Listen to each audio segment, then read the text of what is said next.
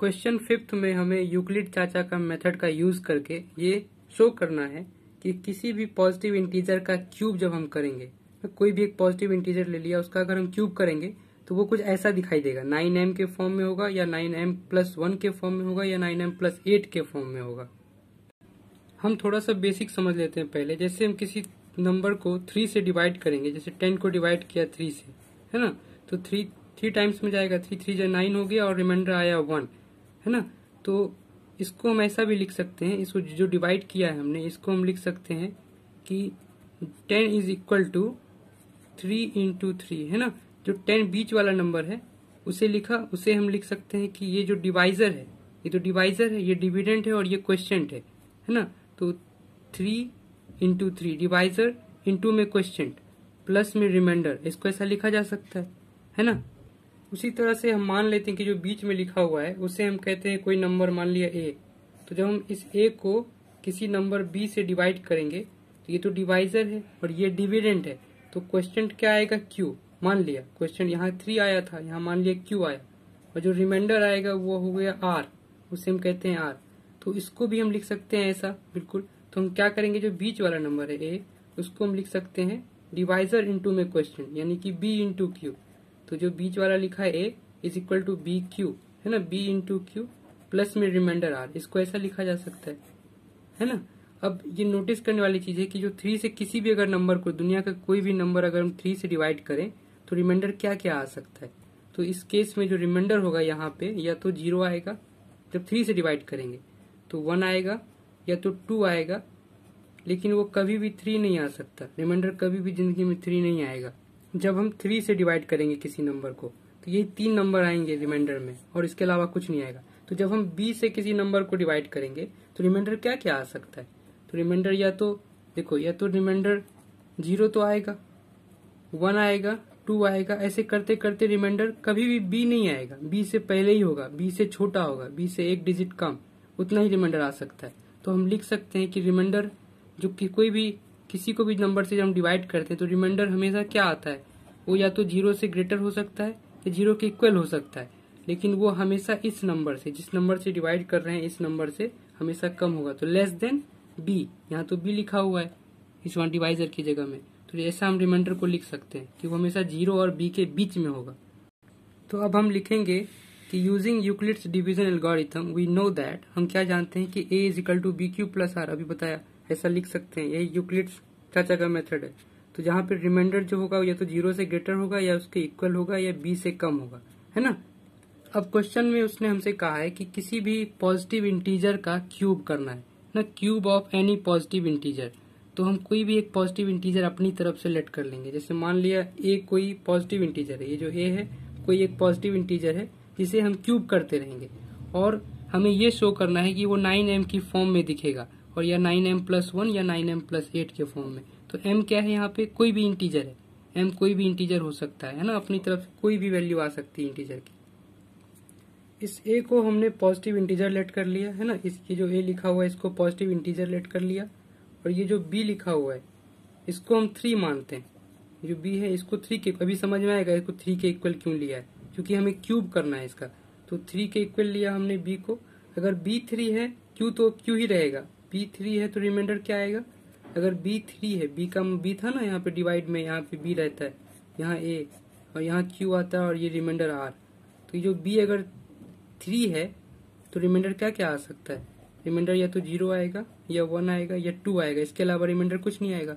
तो r की value हमें मालूम है 0 1 2, है ना। तो हम इस इक्वेशन में r की वैल्यू रखते रहेंगे, जो भी वैल्यू हमें पता है। a की जगह a ही रखना है, b की जगह 3 रखेंगे, और r की जगह हम एक बार 0 रखेंगे, फिर सेकंड स्टेप में 1 रखेंगे, फिर 2 रखेंगे, और उसका क्यूब करते रहेंगे।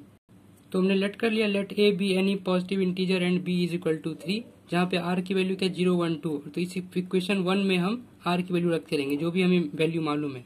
तो फर्स्ट स्टेप में देखो, फर्स्ट स्टेप में a की जगह तो यही रहेगा, ये तो कोई पॉजिटिव इंटीजर है, b को हमने 3 लेट किया, q अपनी जगह, r को हम 0 रखेंगे पहले, फर्स्ट स्टेप में 0 रखा, तो यहाँ से क्या आ गया, a is equal to 3q। अब इसका क्यूब करना है, हमें क्वेश्चन में बोला है, तो दोनों तरफ क्यूब कर दिया, ऐसे सर पे 3 लगा दिया, a का क्यूब तो a का क्यूब हो गया। अब 3 का क्यूब कितना होता है, 3 × 3 × 3 वो होता है 27, और क्यू का क्यूब ना 3 इंटू 3 इंटू 3 27 होता है। ए का क्यूब आ गया 27 क्यूब का क्यूब। अब 27 को तो हम लिख सकते हैं, देखो ए का क्यूब यहाँ लिखा ही हुआ है, ए का क्यूब। 27 को हम लिख सकते हैं 9 इंटू 3 है ना, 3 इंटू 9। तो 27 को लिख दिया 9 इंटू 3 और क्यूब का क्यूब। तो ये जो टर्म दिख रहा है जैसे क्वेश्चन 4 में किया था बिल्कुल वैसा ही कर रहे हैं। 3 क्यूब का होल क्यूब, 3 क्यूब का क्यूब को हम मान लेते हैं m, इसको लेट कर लिया कि वेयर m इज 3 क्यूब का क्यूब। तो ये हो गया 9 और 9 तो लिखा ही हुआ है यहाँ पहले से, और इसको मान लिया m, यहाँ पे आ गया m। तो यहाँ से a क्यूब क्या आ गया 9m, इसको मान लेते हैं इक्वेशन नंबर 2 है ना। अब सेकेंड देखो, सेकेंड केस में हम r की जगह 1 रखेंगे तो a अपनी जगह, b की जगह 3 रखना है, q प्लस r की जगह 1 रखेंगे, इसका क्यूब करना है। तो इधर भी क्यूब और इधर भी सर पे 3 है ना। तो a का क्यूब तो a का क्यूब होता है, और ये a प्लस b का होल क्यूब का फॉर्मूला लगाना है। वो क्या होता है, a प्लस b का होल क्यूब होता है a cube plus b cube plus 3ab plus bracket में a plus b, a cube plus b cube plus 3ab bracket में a प्लस b। तो a का क्यूब, a की जगह 3 cube लिखा हुआ है तो इसका क्यूब हो जाएगा 3 क्यूब का होल क्यूब प्लस b का क्यूब, b की जगह 1 लिखा है 1 का क्यूब प्लस 3ab, 3 इंटू में a की जगह 3 क्यूब, b की जगह है 1, 3ab हो गया ब्रैकेट में a प्लस a ये लिखा है, b ये लिखा है, तो 3 क्यूब प्लस 1 ये हो गया a प्लस b। अब इसको सॉल्व कर लेंगे, a क्यूब अपनी जगह, 3 क्यूब का होल क्यूब उसी तरह जैसे पहले यहाँ किया था, तो इसको लिख सकते हैं 3 क्यूब क्या है तो 27 क्यूब की पावर 3 प्लस 1 का क्यूब तो 1 ही हो जाएगा। ये वो देखो 3 इंटू 3 कितना होता है 9, तो 9 का क्यूब ऐसे लिख सकते हैं इसको, ब्रैकेट में लिखा है पहले से 3 क्यूब प्लस 1। अब इसको और सॉल्व कर लेंगे, 27 क्यूब का क्यूब प्लस 1 प्लस इसको अंदर मल्टीप्लाई कर दिया तो 9 इंटू 3 होता है 27, क्यू इंटू क्यू का स्क्वायर प्लस 9 है ना, 9 इंटू 1 हो जाएगा 9, क्यूब लिखा हुआ है यहाँ पे तो वो क्यूब आ गया यहाँ, ये ए क्यू इज इक्वल टू है।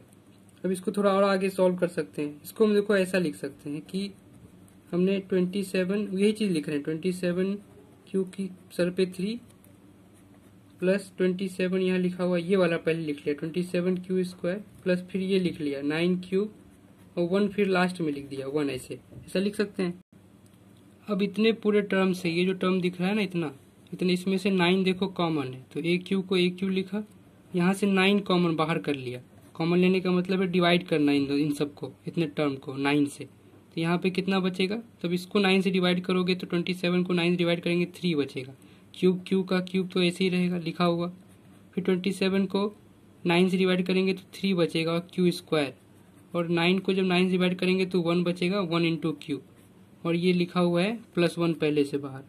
और उसी तरह से इस टर्म को ये जो लिखा हुआ है ब्रैकेट के अंदर में ना, ये जो ब्रैकेट के अंदर में लिखा हुआ है इसको हम m मानते हैं, इसको m लेट कर लेंगे क्योंकि m तो कोई भी इंटीजर है तो यहाँ से जो भी वैल्यू आएगी इंटीजर उसको m संभाल लेगा, जैसे 4th क्वेश्चन में किया था।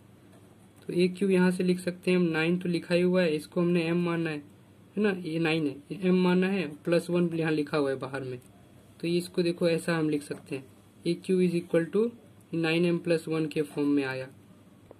अब थर्ड और लास्ट केस में हमें r की जगह 2 रखना है, तो a अपनी जगह, b की जगह 3, b को 3 लेट किया था, q अपनी जगह और r की जगह हमने 2 रख दिया, और इसका हम होल क्यूब कर लेंगे दोनों, बोथ क्यूब, तो क्यूब करना है हमें बोथ साइड्स, तो दोनों तरफ हमने क्यूब कर लिया जैसे करते आ रहे हैं। तो a का क्यूब हो जाएगा, और यहाँ फिर से a प्लस b का होल क्यूब लगाना है, तो क्या होता है a का क्यूब, a की जगह ये लिखा हुआ है तो 3 क्यू का क्यूब, वही चीज है बार बार रिपीट हो रहा है, 3a का क्यूब प्लस b का क्यूब, b की जगह 2 लिखा हुआ है, प्लस 3ab, 3 इंटू में a की जगह 3 क्यूब और b की जगह 2, 3ab ब्रैकेट में a प्लस b, तो 3 क्यूब प्लस 2 आ गया ब्रैकेट में है ना। तो a का क्यूब इज इक्वल टू ये होगा 27 क्यू का क्यूब, 2 का क्यूब 8 होता है, 3 इंटू 3 9, 3 3 जा 9, 9 2 जा 18, 18 क्यूब ब्रैकेट में 3 क्यूब प्लस 2। अब सॉल्व कर लेंगे इसको, a क्यूब 27 क्यूब का क्यूब ऐसे 8 ऐसे 18 से 3 को मल्टीप्लाई किया, 18 3 से कितना होता है 54, 54 क्यू स्क्वायर, 2 क्यू है ना, Q Q into Q Q square, 18 two ज़ा 36 और ये क्यू यहाँ ये वाला। अब इसको ऐसा लिख सकते हैं रीअरेंज करके कि 27 क्यू ऐसे लिखा रहने दिया, इस 8 को लास्ट में लिख देंगे, 54 क्यू का स्क्वायर 36 क्यू प्लस में 8। अब इतने में से फिर से वैसा ही 9 कॉमन ले लेंगे, तो a का क्यूब लिखा रहने दिया, इसमें सब में से 9, इतने में से 9 कॉमन ले लिया जितना को घेरा है मैंने, तो 9 ऐसे बाहर कर लिया। ब्रैकेट में क्या बचेगा, यहाँ से 9 से डिवाइड किए इसको, 27 को 9 से, तो यहाँ बचा 3 का क्यूब, 3 क्यू का होल क्यूब है ना, तो अंदर में बचा 3 इंटू क्यू की पावर 3 प्लस में 54 को 9 डिवाइड किया तो 9 6 ज़ा 54, तो आ जाएगा 6 और क्यू स्क्वायर ऐसे ही रहेगा, क्यू स्क्वायर प्लस 36, तो होता है 9 4 ज़ा 36, यहाँ बचेगा 4 इंटू क्यू और ये 8 लिखा ही हुआ है पहले से बाहर में। अब इतने टर्म को हम m मान लेंगे, इस वाले टर्म को m मान लेंगे, तो ये q इज इक्वल टू 9 लिखा ही हुआ है बाहर में, इसको हमने m माना है, इस टर्म को हमने, इस वाले टर्म को, और ये प्लस में 8 लिखा गया, तो इसको हम ऐसा लिख सकते हैं 9m प्लस 8 के फॉर्म में। इसको मान लेते हैं इक्वेशन नंबर कौन सा, ये इक्वेशन 2 हो गया, इसको मान लेते हैं इक्वेशन 3, और जो लास्ट वाला था इक्वेशन ये हो गया 4। अब हम इक्वेशन 2, 3 और ये 4 वाला, इसको देखकर ये कह सकते हैं कि किसी भी पॉजिटिव इंटीजर a का जब हम क्यूब करेंगे तो वो या तो 9m की फॉर्म में आएगा, या तो 9m प्लस 1 की फॉर्म में आएगा, या फिर 9m प्लस 8 की फॉर्म में आएगा। तो हम लिखेंगे कि from equation 2, 3 and 4 we can say that cube of any positive integer is of the form 9m plus 1 और 9m प्लस 8। तो ये हमारा प्रूफ हो गया यहाँ पे। ठीक है, तो नेक्स्ट वीडियो में हम नेक्स्ट क्वेश्चन सॉल्व करेंगे।